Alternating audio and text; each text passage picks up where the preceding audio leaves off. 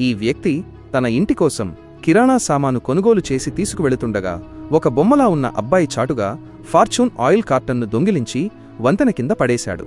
కిరాణా కొట్టు యజమాని వెనక్కి తిరిగి చూస్తాడు. కాని అంతా సవ్యంగా ఉండటంతో అతనికి అనుమానం రాలేదు. ఆ తరువాత యజమాని తిరిగి ఫోన్లో మాట్లాడుకుంటూ ఉంటాడు. అప్పుడు ఆ బొమ్మ మోటార్ సైకిల్పై ఉన్న అన్ని కార్టన్లను ఒక్కొక్కటిగా దొంగిలించి కింద ఉన్న తన మనిషికి అందిస్తాడు. అప్పుడు వంతెన కింద ఉన్న ఆ అబ్బాయి, చాలు, సామాను బరువు ఎక్కువగా ఉంది అని అంటాడు. దానికి ఆ బొమ్మ, సరే, నువ్వు త్వరగా ఇక్కడ నుండి వెళ్ళు, నేను కూడా వెనక నుండి వస్తున్నాను అని చెబుతుంది.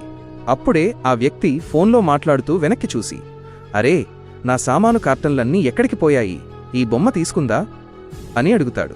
అతను దాన్ని పరిశీలిస్తాడు. అది నిజమైన బొమ్మ అని నమ్ముతాడు.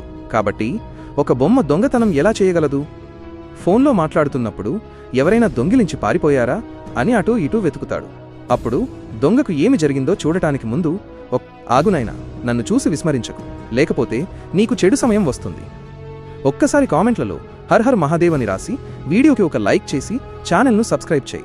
నీ ప్రతి కోరిక నెరవేరుతుంది. ఆ తరువాత దొంగ సామానుతో సహా నదిని దాటి తన స్థావరానికి పారిపోతాడు.